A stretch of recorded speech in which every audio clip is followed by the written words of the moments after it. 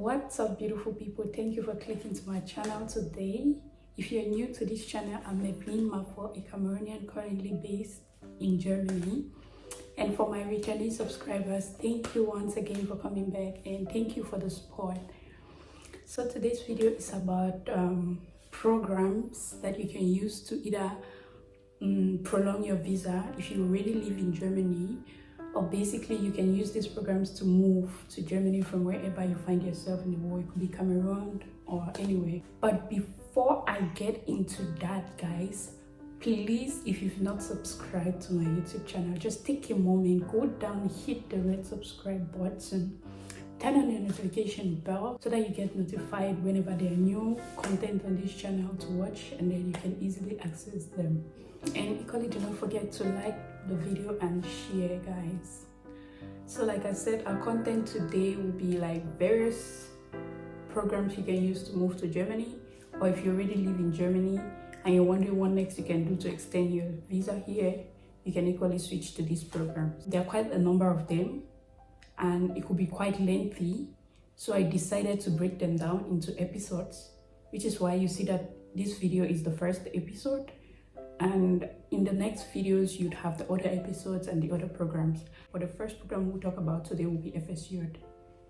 FSJ, in English it's FSJ, and FSJ is basically Freiwilliges Soziales Jahr, which translates to a voluntary social year in Germany.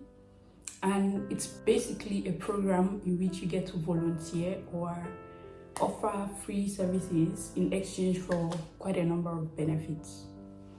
So now that you know what FSJ is all about, or now that you know what FSJ is all about, let's talk about the benefits of FSJ. As a social worker or voluntary worker in Germany, the very first benefit you get would be a pocket allowance of about, it varies from organizations to organizations, but it's mostly between 300 to 500 euros most often, and it's different from place to place, like from Bundesland to Bundesland. That's like the first benefit you get. Next thing you get from volunteering will be your insurance. When you volunteer in Germany, you don't pay for your health insurance. Your health insurance is basically covered by the organization where you work, so insurance becomes free when you volunteer.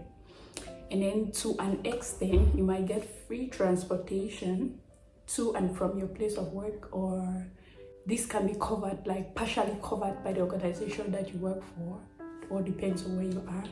Some people get their transportation covered while others get it partially covered.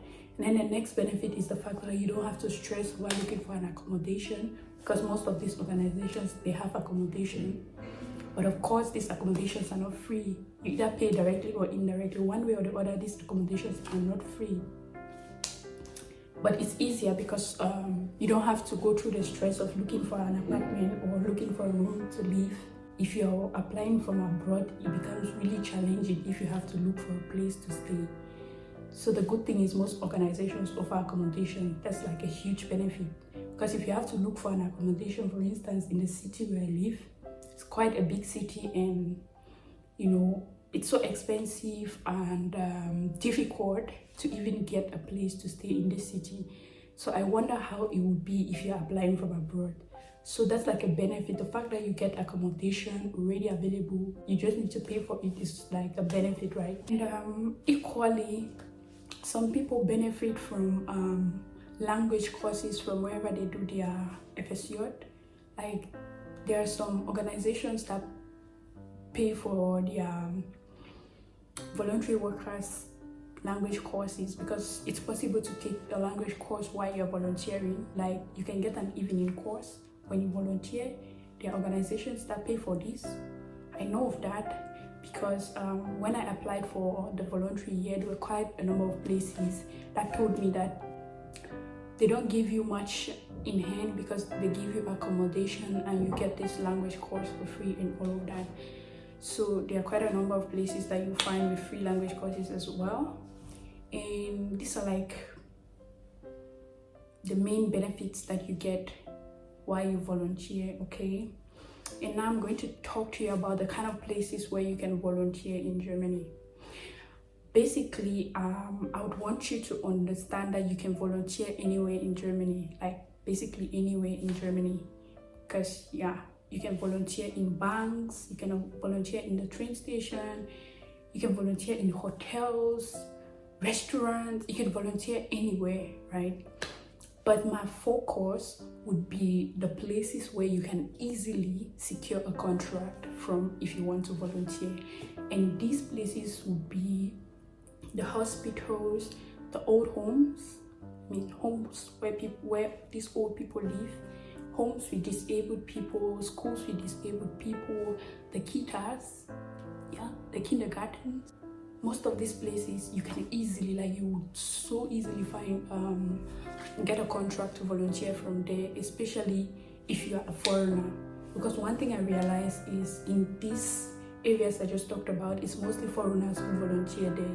You hardly find a German volunteering in these places.